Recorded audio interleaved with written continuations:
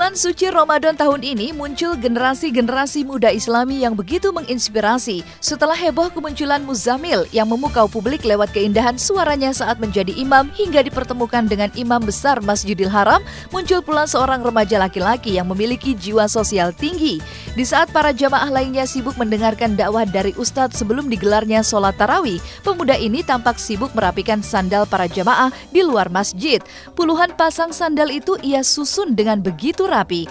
Maka inilah aksi remaja laki-laki yang menuai simpati dari publik luas berkat aksinya merapikan sandal para jamaah di saat yang lainnya asik mendengarkan ceramah. Yang tertutup hatinya untuk Islam, maka Allah menyebut ayat ujung itu kecelakaan kepada orang yang hatinya keras daripada Allah Subhanahu wa Ta'ala. Yang menerima perintah Allah Ta'ala sebahagiannya dalam di Cina itu namanya ada satu provinsi Urumqi. Jadi di Urumqi itu memang justru salah satu petugas, salah satu kewajiban merebut masjid atau yang jaga masjid atau pengurus masjid itu ngerapiin sendal. Jadi pas kita keluar tuh emang udah rapi gitu. Tapi memang sama ada kotak amalnya. Jadi tergantung nanti si jamaah yang sholat mau ngasih berapa. Bisa jadi si bocah ini juga terinspirasi dari masjid-masjid lain yang udah punya kebiasaan seperti itu. Ya emang, maksudnya aku juga jadi malu sendiri gitu loh. Kalau misalkan kayak mau masuk masjid gitu kan, kayak kita kan asal-asalan kan buka-buka sendal aja. Tapi anak sekecil itu bisa lebih ngerti gitu daripada kita. Mungkin memang jiwa sosialnya tinggi dan itu kebiasaan dia.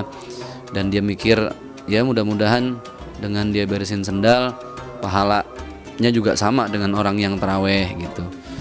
Jadi kalau lihat sisi buruknya juga nggak ada buruknya ya.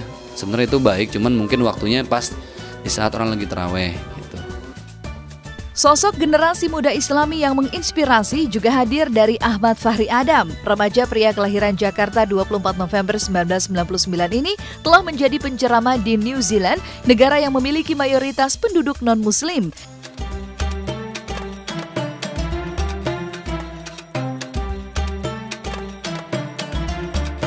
Di usianya yang baru 16 tahun, Ahmad Fahri Adam telah dipilih oleh Federasi Muslim se-New Zealand untuk memberi ceramah di depan Perdana Menteri John Key, perwakilan negara sahabat, serta komunitas Muslim seluruh New Zealand dalam acara Eid Mubarak di parlemen. Tanpa rasa takut, Fahri terlihat begitu lancar memberi dakwah dengan menggunakan bahasa Inggris.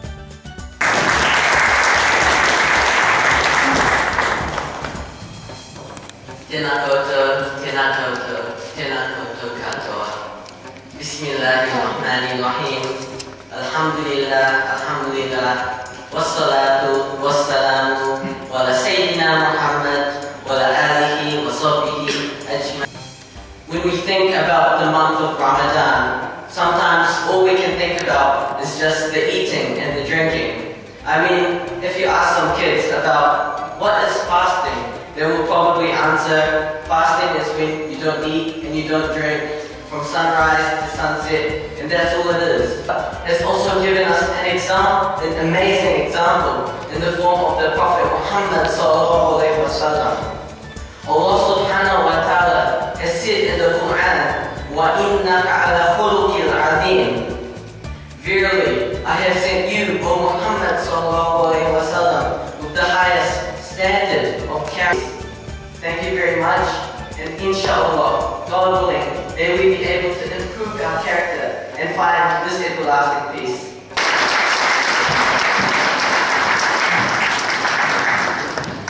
Apalagi di New Zealand itu kan termasuk negara yang mayoritas non-muslim, tapi dia bisa bisa sukses gitu ngedakwah dan menyebarkan agama Islam, dan itu subhanallah banget sih buat aku. Bakat sebagai pendakwah telah muncul dalam diri Fahri sejak berusia dini. Pindah ke New Zealand sejak tahun 2001, Fahri telah memperlihatkan bakat ini kepada teman-teman sebaya dan keluarganya sejak berusia 6 tahun.